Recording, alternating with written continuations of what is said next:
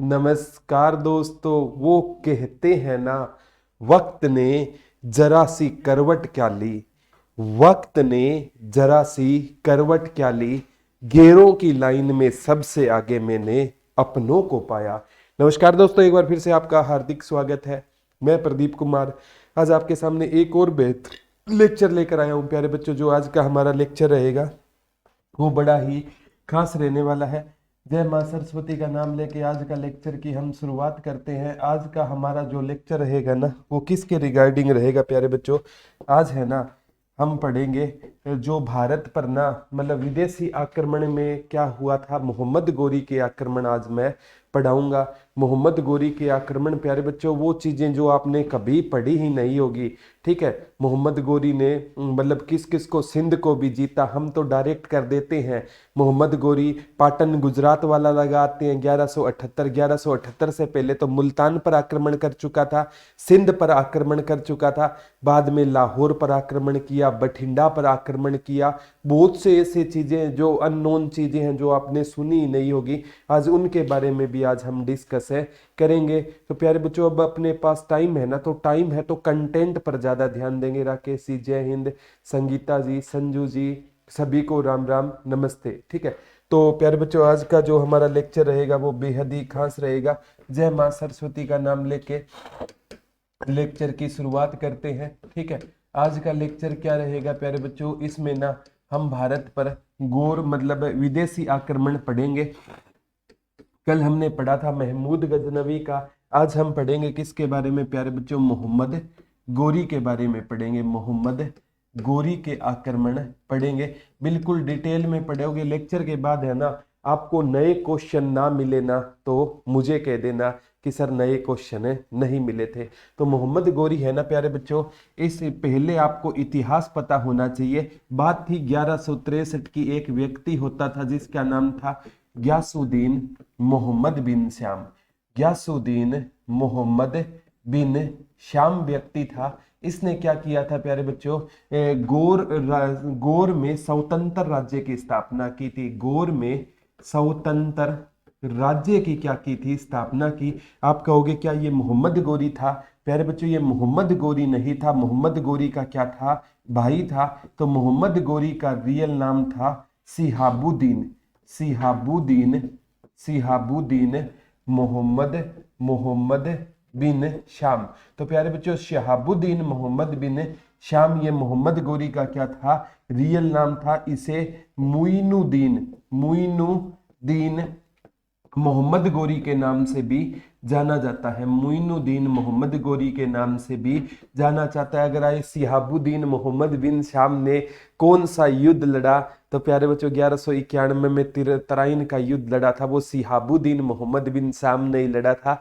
जो मोहम्मद गोरी का वास्तविक नाम था गंगाधरी शक्तिमान था। इन चीजों का थोड़ा सा आपको ध्यान देना चाहिए। पिंकी जी, पिंकी रानी नमस्ते, पिंकी फोगाट जी राम राम। ठीक है, तो ये याद कर लेना। और 1173 में कहते हैं जो ग्यासुद्दीन मोहम्मद बिन श्याम था ना, जो मोहम्मद गोरी का भाई था ग्यासुद्दीन मोहम्मद बिन श्याम ने क्या किया? मोहम्मद बिन श्याम ने क्या किया प्यारे बच्चों? गौर को मतलब क्या करवा दिया? तुर्कों से स्वतंत्र करवा दिया। तो आपसे पूछेगा गौर है ना, ये किसके अधीन हुआ करता था? ये गजनी के अधीन हुआ करता था। गौर प्रांत है ना, किसी टाइम में जैसे महमूद गजनवी गजनी का शासक था, तो गौर किसके अधीन हुआ करता था? गौर है ना, वो गजनवी के वंशजों के अधीन था। ठीक है, 1163 में उसने स्वतंत्र गौर की स्थापना तो कर दी, लेकिन गौर में अभी तक है ना गजनी के वंशज रहते थे। तो गौर को पूर्ण रूप से स्वतंत्र कब करवाया था? 1173 में। और यहीं से प्यारे बच्चों एसएससी और एचएसएससी का आई लव यू क्वेश्चन बनेगा कि मोहम्मद गोरी राजा कब बना गौर का? तो मोहम्मद गोरी, जिसे आप सिहाबुद्दीन मोहम्मद बिन श्याम या मुइनुद्दीन मोहम्मद गोरी के नाम से जानोगे, वो 1173 ईस्वी में गौर का क्या बना? राजा बना। अब डायरेक्ट मैं 1178 में पाटन गुजरात से कराता और क्वेश्चन का थोड़ा डीप लेवल चला जाता तो आपका क्वेश्चन है गलत हो जाता। अब थोड़ा सा ना डीप लेवल की स्टडी स्टार्ट कर दो प्यारे बच्चों, अगर आपको सिलेक्शन है लेना है। अब इतना डीप क्यों पढ़ा रहे हो गुरुजी? मान के चलो 4 महीने आपके एग्जाम नहीं होंगे, 4 महीने कंटेंट एक से बढ़कर एक कंटेंट आपको मिलना चाहिए। अब प्यारे बच्चों मोहम्मद गौरी ने ना सबसे पहले आक्रमण 1175 ईस्वी में मुल्तान पर किया था। मोहम्मद गौरी का भारत पर पहला आक्रमण कब था? 1175 ईस्वी में मोहम्मद गौरी ने मुल्तान के कुछ हिस्से पर आक्रमण किया और इसको जीत लिया। लक्ष्मी जी नमस्ते, शेखर जी प्रणाम, गुरप्रीत कौर नमस्ते गुड़िया।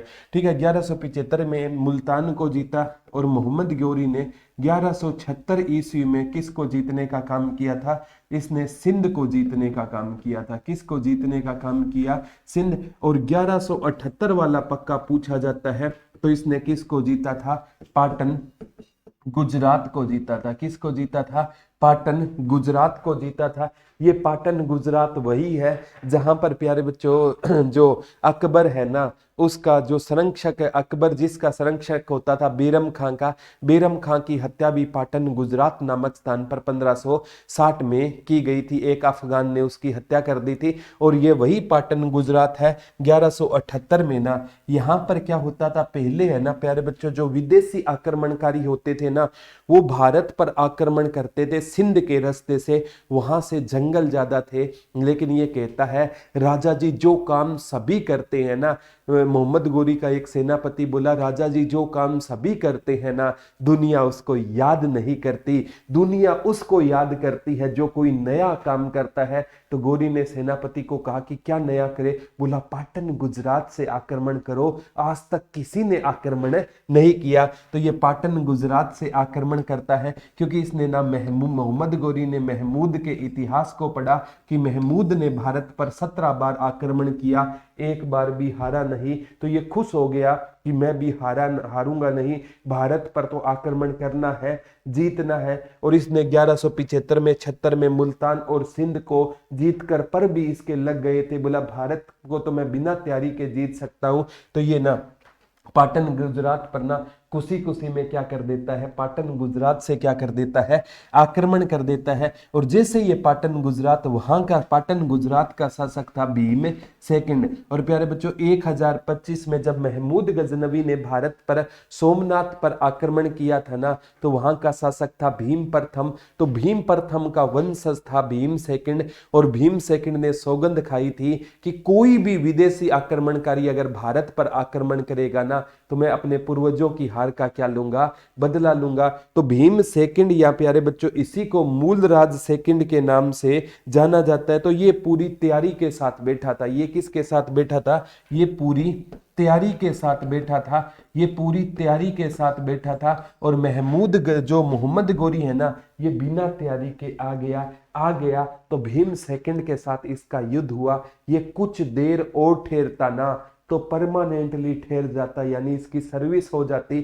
और प्यारे बच्चों इस युद्ध में मोहम्मद गौरी की बहुत बुरी हार हुई। तो मोहम्मद गौरी की पहली हार कब हुई? 1178 ईस्वी में पाटन गुजरात में इसको भीम सेकंड ने हराया। और इसी भीम सेकंड को इतिहास में मूलराज द्वितीय के नाम से जाना जाता है। और ये कहते हैं युद्ध है ना इसने नायिका देवी जो इसकी मां थी, जो विधवा थी, अगर आई ना युद्ध किसने लड़ा? भीम सेकंड ने लड़ा। अगर पूछे किसके नेतृत्व में लड़ा तो अपनी मां के नेतृत्व में लड़ा। मां का नाम क्या होता था? इसकी नायिका देवी होता था। इसने युद्ध अपनी मां नायिका देवी के नेतृत्व में क्या लड़ा था? युद्ध लड़ा था। इसने युद्ध किसके नेतृत्व में लड़ा था? अपनी मां नायिका देवी के नेतृत्व में इसने क्या लड़ा था? युद्ध लड़ा था। इसने किसके नेतृत्व में युद्ध लड़ा था? अपनी विधवा मां नायिका देवी के नेतृत्व में युद्ध लड़ा था। धर्मेश भाई राम राम। अब प्यारे बच्चों मोहम्मद गौरी है ना दोबारा कहां चला जाता है? गौर चला जाता है। और गौर जाकर ना मोहम्मद गौरी प्यारे बच्चों उस सेनापति को ढूंढ रहा था जिसने कहा था राजा जी कुछ नया करते हैं। वही बात हो गई, सर मुंडवाते ही ओले पड़ गए थे। ठीक है, तो ये प्यारे बच्चों इसके आक्रमण थे। और भी प्यारे बच्चों यहां से आए। 1179 में इसने पेशावर को लूटा था। 1179 में मोहम्मद गौरी ने पेशावर को जीता था। 1181 में मोहम्मद गोरी ने लाहौर को जीता था। ये वो आक्रमण है जो आपको किताबों में नहीं मिलेंगे, थोड़ा सा डिटेल में जाओगे तो पढ़ेंगे। 1189 में इसने पूछता है बठिंडा को जीता था। 1189 में इसने किसको जीता था? बठिंडा को जीता था। आप है ना ज्यादा से ज्यादा 1175 वाला पढ़ते हो या 1178 वाला, 1191, 1192 यहां से ऊपर नहीं जाते। तो सबसे पहले 1175 में मुल्तान को, 1176 में सिंध को, 1178 में पाटन गुजरात में भीम सेकंड ने इसको हरा दिया। 1179 में इसने जीता पेशावर को, 81 में लाहौर को, 89 में बठिंडा को। ये प्यारे बच्चों आपको अगर मेंस देना है ना तो ये चीजें आपके लिए बहुत इंपॉर्टेंट है, ठीक है। तो मैं कहता हूं कोई भी एग्जाम होता है ना उसकी डेप्थ में जाकर आप तैयारी कीजिए। अब प्यारे बच्चों क्या होता है कि आपको इतिहास में हरियाणा जीके के हिसाब से 1191 में तराइन का प्रथम युद्ध, तराइन का कौन सा युद्ध होता है? प्रथम युद्ध होता है। किसके बीच में होता है गुरुजी? तो ये पृथ्वीराज चौहान के बीच में होता है। और पृथ्वीराज चौहान का किसके साथ होता है? मोहम्मद गोरी के साथ आता है। और मोहम्मद गोरी कहते हैं ये ना दिल्ली पर आक्रमण करने के लिए आ रहा था। और पृथ्वीराज चौहान है ना ये कहाँ का राजा होता था? ये अजमेर का राजा होता था।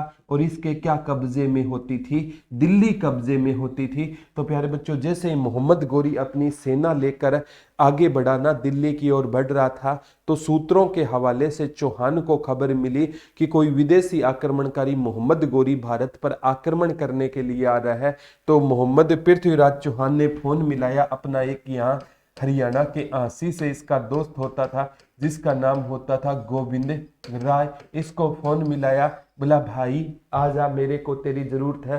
बोला भाई ने कहा तो मैं अभी आया। तो ये आ गया। और ये एक प्यारे बच्चों जो गढ़वाल वंश का राजा होता था, ठीक है, जिसका नाम होता था कन्नौज का एरिया इसके पास होता था, राजा जयचंद। इसके पास भी फोन मिलाया। राजा जयचंद बोला चौहान तू चिंता मत कर, ये एक राजपूत मतलब गढ़वाल वंश का राजा होता था। राजपूतों से इनकी क्या होती थी? दोस्ती होती थी। तो राजा जयचंद आ गया। इसके पृथ्वीराज चौहान के नाना भी क्या थे? शक्तिशाली थे। तो ये कहते हैं इतनी ताकतें एक हो गई। हाँ धर्मेश भाई आपके कॉमेंट ले लिया है, राम राम बोल दिया है भाई आपको, ठीक है। तो इतनी ताकतें क्या हो गई थी? एक हो गई थी। और चौहान को पता था चला अगर दिल्ली में युद्ध हुआ ना तो हम युद्ध हार सकते हैं क्योंकि दिल्ली में एक विशाल मैदान है। तो चौहान की सेना ने गोरी के सैनिकों को ना कहते हैं जंगल में रोक लिया। तराइन में घने जंगल थे और यहाँ पर ना प्यारे बच्चों कहते हैं दोनों की आमना सामना हुआ। और इस युद्ध में ना मोहम्मद गोरी की क्या होती है? हार हो जाती है। और कहते हैं चौहान ने जगह जगह न वहां पर गड्ढे खुदवा दिए थे, गड्ढों में घास फूस डाल दी, सैनिकों को पता नहीं चल पाया, वो गड्ढों में गिर जाते। और चौहान बड़ी आसानी से तराइन का पहला युद्ध जीत गया। और इतिहासकार ये भी कहते हैं प्यारे बच्चों अगर चौहान चाहता ना मोहम्मद गोरी को यहीं पर मार सकता था, लेकिन एक मुसलमान ने ना मोहम्मद गोरी है ना वो घोड़े से जख्मी होकर गिर जाता है तो वो मुसलमान मोहम्मद गोरी को गोर ले जाता है। और सेना में भगदड़ मच गई कि तुम्हारा जो सेनापति है ना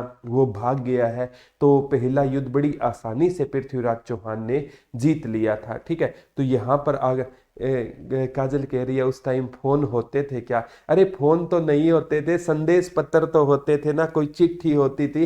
फोन तो लेक्चर को इंटरेस्टिंग बनाने के लिए फोन का कंसेप्ट लेकर आते हैं, ये कोई फोन वही नहीं होते थे। उस टाइम तो कबूतर है ना वो संदेश का आदान प्रदान किया करते थे। ये वो टाइम था जहां पर डाकिये भी नहीं होते थे, गुप्तचर संदेश का आदान प्रदान किया करते थे। ये तो लेक्चर को इंटरेस्टिंग बनाने की चीजें होती हैं काजल जी, थोड़ा आप तो ज्यादा ही भावनाओं में बह गए। कोई फोन नहीं होता था उस टाइम में, ठीक है। अब बात आती है सबसे इंपॉर्टेंट, अब है ना कहते हैं मोहम्मद गोरी कहाँ चला गया?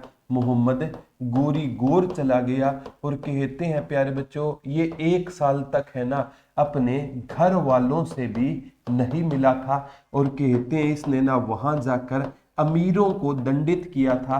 उन अमीरों को दंडित किया था जिसने ना तराइन के पहले युद्ध में ना क्या दिखाई थी, लापरवाही दिखाई थी। क्या दिखाई थी? लापरवाही दिखाई थी। इसने क्या किया था? उनको दंडित किया था। कोई दिक्कत नहीं धर्मेश भाई, अच्छी बात है, बहुत अच्छी बात है।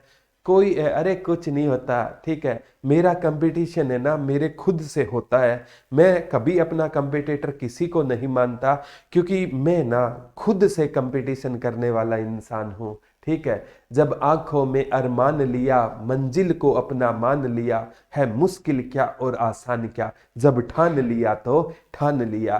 कंपटीशन किससे करना? जब इंसान का कंपटीशन खुद से होगा ना, तब भी वो आगे बढ़ पाएगा। औरों से क्यों कंपटीशन करते हो? सर मुझे भी पूनम जी, आपको मैं पढ़ रहा हूँ, ठीक है। थैंक यू धर्मेश भाई, ठीक है। तो ये इसने मोहम्मद गोरी ने क्या किया था? अमीरों को दंडित किया। अब है ना इधर प्यारे बच्चों, जो पृथ्वीराज चौहान था ना, इसने ना तराइन का पहला युद्ध जीत लिया। और हमारे हरियाणा में खास बात होती है, हम क्या करते हैं? पार्टी करते हैं। तो इसने ना एक रंगारंग पार्टी का आयोजन करवाया। इधर तो अपने मतलब सभी सैनिकों को बुलाएगा जिसकी सहायता से युद्ध जीता, इधर अपने सभी ठगों संबंधियों को बुलाएगा, इधर ये राजा जयचंद को बुलाएगा, इधर अपने नाना को बुलाएगा, और इधर है ना ये किसको बुलाएगा प्यारे बच्चों? अपने दोस्त है गोविंद राय को। आंसी से कौन था? गोविंद राय को बुलाएगा। सभी को इनवाइट किया। और हमारे ना हरियाणा में खास बात होती है, जब हमें ना कार्ड देने जाते हैं ना, तो कार्ड पर क्या लिखते हैं? सह परिवार लिखते हैं, सह परिवार आना है, ठीक है। क्या लिखते हैं? सह परिवार आना है। पूनम कह रही है सर पुष्यभूति वंश का लेक्चर इंडिया जीके के फोल्डर में है और हरियाणा जीके में भी है, तो आप बताओ पुष्यभूति किसका पार्ट है? ये पूनम जी पुष्यभूति है ना हरियाणा और इंडिया जीके का दोनों का पार्ट है, ठीक है। तो दोनों में मैंने इंडिया जीके के लेवल से वो करवा दिया, इसलिए वहां भी चला गया। तो टेंशन मत लो, इंडिया जीके में आपका हो गया तो दोबारा करवा दूंगा। केट के पेपर में ना अभी तक डिफाइन नहीं है, जो सिलेबस आपको पढ़ाया जा रहा है ना अच्छे से कर लो वही आएगा, ठीक है। तो ये याद कर लेना, यहाँ से आगामी एग्जाम में आपको क्वेश्चन देखने को मिलेगा, यहाँ से क्वेश्चन आपको पक्का देखने को मिलेगा। अब पार्टी में कहते हैं राजा जयचंद का आना कोई बुरी बात नहीं थी, राजा जयचंद का आना। लेकिन राजा जयचंद के साथ इसकी एक बेटी थी संयोगिता। यह संयोग ही था, किस पार्टी में संयोगिता आ गई, या कह सकते हैं भारत का दुर्भाग्य था किस पार्टी में संयोगिता आ गई। और कहते हैं संयोगिता आते ही ना चौहान को कहते हैं ना फर्स्ट साइट लव, देखते ही प्यार हो गया। ऐसे प्यार थोड़ी होता है, बोला मैंने उसको देखा और मैं उसमें खो गया और उसी से मेरे को प्यार हो गया। ये बस दिखावे की बात है, हाइपोथैलेमस, वही जो साइंस में आप कंसेप्ट किसी का वो ज्यादा स्त्रावित होता है तो वही वाली बात है, ठीक है। तो इसको क्या हो गया? देखते ही प्यार हो गया। दौड़ा हुआ नाना के पास गया, बोला नाना नाना मेरे को ना इस लड़की से प्यार हो गया। बोला लड़की कैसी है?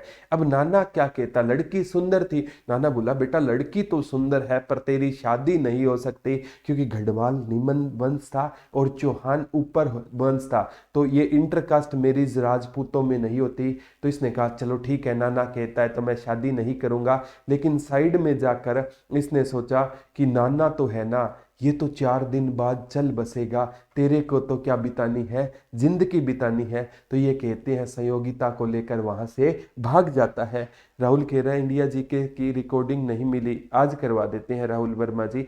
हाँ, नेशनल करंट अफेयर की वीडियो रवि राजपूत सर की इसमें मैं डलवा देता हूँ। इस कोर्स में डेली नेशनल करंट अफेयर की क्लासें होती है तो वो भी डलवा दूंगा, चिंता मत करो। आपको बेस्ट से बेस्ट चीजें आपको दे दी जाएगी, आप चिंता मत कीजिए। अब प्यारे बच्चों सबसे इंपॉर्टेंट बात क्या होती है? कुछ इतिहासकार ये कहते हैं कि राजा जयचंद ने ना एक स्वयंवर का आयोजन करवाया, उसने सभी को कार्ड दिया, तो राजा है ना वो आ नहीं रहे थे, क्योंकि पृथ्वीराज चौहान और संयोगिता के किस्से है ना, प्रेम किस्से वायरल हो चुके थे। तो वो राजा कहते थे हम क्यों आए जब वो माला चौहान को डालेगी। तो कहते हैं राजा जयचंद ने सभी राजाओं को इनवाइट किया, लेकिन पृथ्वीराज को इनवाइट नहीं किया था। और कहते हैं प्यारे बच्चों, जब संयोगिता ने ना को पता चला कि चौहान नहीं आ रहा, तो संयोगिता ने गुप्तचर के माध्यम से पत्र लिखा कि तू क्या मेरी शादी के बाद आएगा। बाद में कहते हैं चौहान मतलब स्वयंवर वाले दिन आया और चौहान संयोगिता को उठाकर ले गया। और कुछ कहते हैं संयोगिता नानके में रहती थी। अरे स्टोरियां कोई भी हो, लेकिन क्वेश्चन ये है, मोरल ऑफ द स्टोरी वही है, कहते हैं ना जैसे अंगूर खट्टे थे।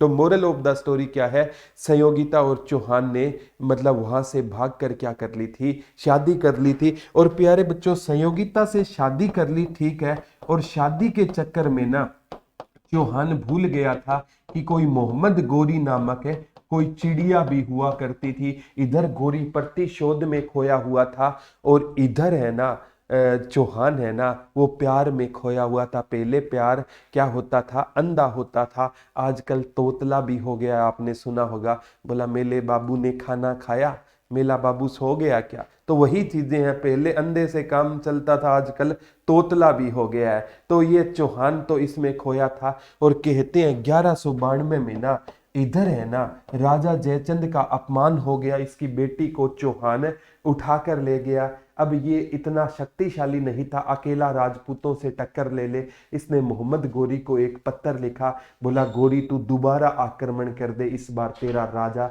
जो गढ़वाल वंश है वो तेरा साथ देगा। गोरी ने पत्र लिखा। गोरी ने सोचा कहीं ये चौहान की चाल ना हो, तू जाए, जाते ही तेरी सर्विस हो जाए। बोला मैं नहीं आऊंगा। फिर इसने दोबारा पत्र लिखा कि वो मेरी ऐसे ऐसे करके बेटी को भगा कर ले गया। तब गोरी को लगा कि कोई बाप अपनी बेटी के बारे में गलत नहीं लिखेगा। तब 1192 में ना कौन सा युद्ध होता है, तराइन का दूसरा युद्ध होता है। और तराइन का दूसरा युद्ध है ना, ये दोबारा किसके साथ हुआ, मोहम्मद गोरी के साथ हुआ। मोहम्मद गोरी या मुइनुद्दीन मोहम्मद गोरी या सिहाबुद्दीन मोहम्मद गोरी और पृथ्वीराज चौहान के बीच में हुआ। कहते हैं पृथ्वीराज चौहान को राज पिथौरा के नाम से भी पृथ्वीराज चौहान को जाना जाता था। और कहते हैं ये युद्ध भयंकर युद्ध हुआ, और इसमें ना मोहम्मद गोरी की क्या होती है, जीत होती है। कारण बताता हूँ, जैसे है ना गोरी ने भारत पर आक्रमण किया, तो गोरी ने ना संदेशा पहुंचाया था कि दोबारा मैं आक्रमण करने आ रहा हूं दिल्ली पर। तो पृथ्वीराज चौहान ने ये कह दिया कि सबसे इंपॉर्टेंट है। अब मजा आता है गुरुजी जब क्लास में आप कमेंट नहीं लेते। हाँ, कमेंट बाद में लूंगा, लास्ट में कमेंट ले लिया करूंगा, ठीक है। तो अब मोहम्मद गोरी ने क्या किया प्यारे बच्चों, संदेशा पहुंचाया। और पृथ्वीराज चौहान है ना ये प्रेम में खोया था। चौहान ने एक बात कह दी कि कोई मर्जी चाहे है ना आग लग जाए, लगने दो, लेकिन मेरे और संयोगिता के बीच में आकर कोई डिस्टर्ब नहीं करेगा। अब है ना चंद्र बरदाई एक इसका दोस्त होता था चौहान का। कहते हैं चंद्र बरदाई वो इंसान था जिसका पृथ्वीराज चौहान का एक साथ जन्म हुआ था और एक साथ इनकी क्या हुई थी, मृत्यु हुई थी।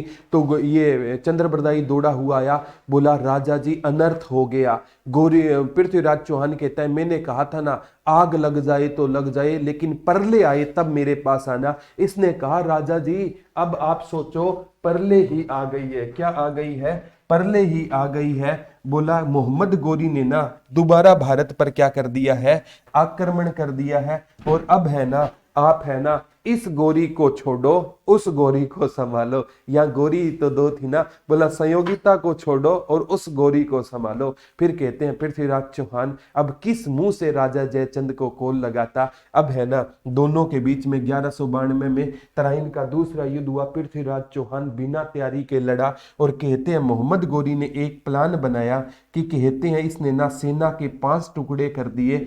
4 टुकड़ों वाली सेना को इसने कहा कि आप पहले युद्ध करना और बाद में ना वहां से भाग जाना। जब राजपूत सेना आपका पीछा करेगी ना तो एक सेना को इसने सुरक्षित रख दिया। बोला फिर तुम आक्रमण करना।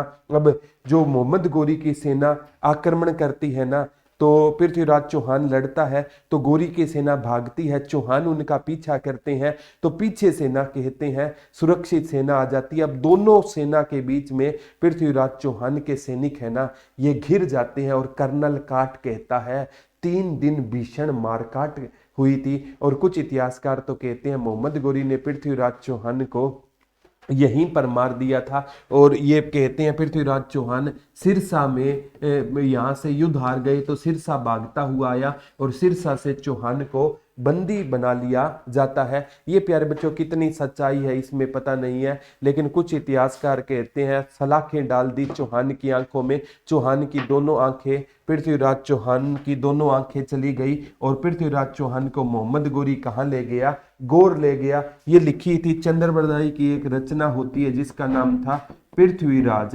रासो। चंद्रबरदाई की रचना कौन सी होती थी, पृथ्वीराज रासो। और इसमें यह बताता है कि कहता है मैं ना मोहम्मद गोरी के दरबार में गया तो गोरी तो जिंदा था, मोहम्मद गोरी के दरबार में गया ना चौहान से मिलने तो कहते हैं मेरा राजा चौहान तो जिंदा था लेकिन चौहान की आंखें नहीं थी। मैंने मोहम्मद गोरी को कहा कि आपने मेरे राजा की आंखें निकाल कर गलत किया है, अगर आप मेरे राजा की आंखें ना निकालते ना तो ये राजपूत राजा है किसी से हार गया ना, ये जीवन भर उसकी गुलामी करता।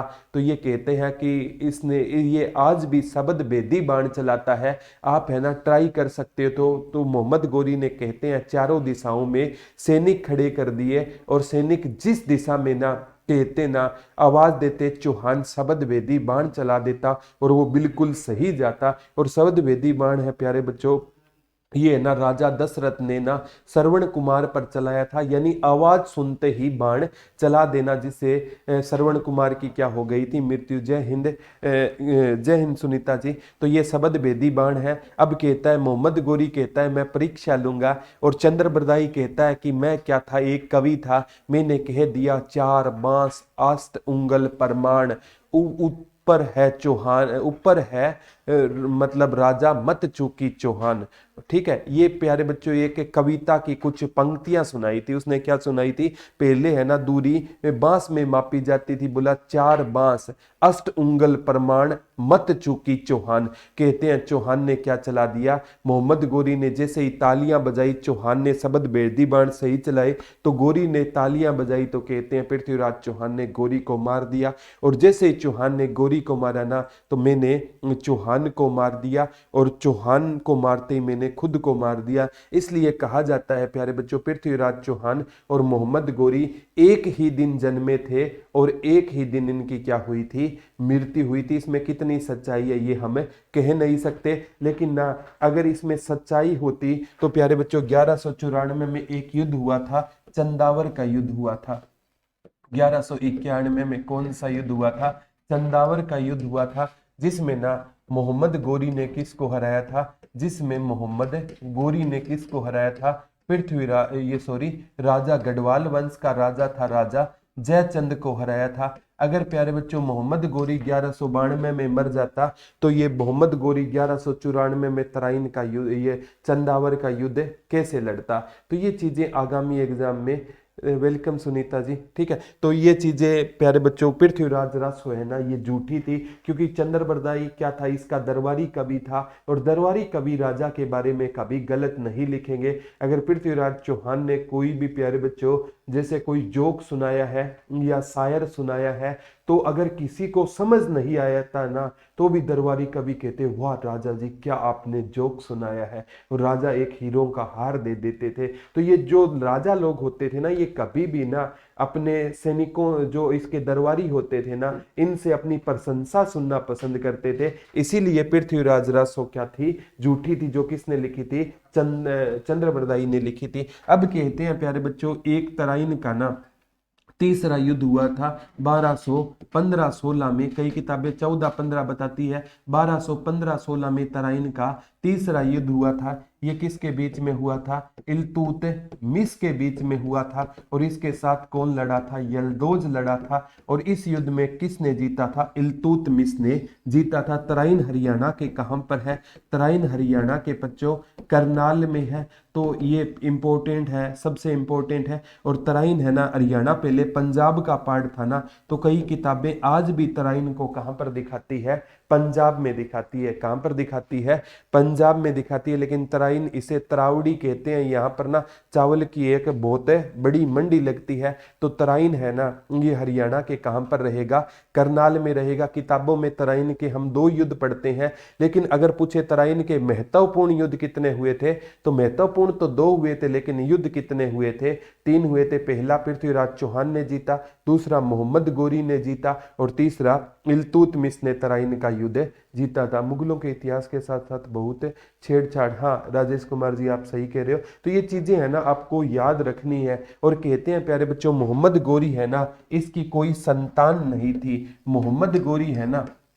मोहम्मद गोरी, इसकी क्या नहीं थी? कोई संतान नहीं थी। तो प्यारे बच्चों, ये कहते हैं अपने दासों को ही अपनी संतान मानता था। तो मोहम्मद गोरी का एक दास होता था जिसका नाम होता था कुतुबुद्दीन ऐबक। कुतुबुद्दीन ऐबक होता था। और एक इसका दास होता था जिसका नाम होता था बख्तियार खिलजी। क्या होता था? बख्तियार खिलजी होता था। ये इसका क्या होता था? दास होता था। तो ये दासों को संतान मानता था। और मोहम्मद गोरी जब 1194 में भारत से गया ना चंदावर का युद्ध जीतकर, तो अपने जो जीते हुए प्रदेश है ना, वो ऐबक को सौंप कर चला गया था। और इधर बख्तियार खिलजी है ना, जब मोहम्मद गोरी भारत में था ना, तो इसने बंगाल पर आक्रमण किया।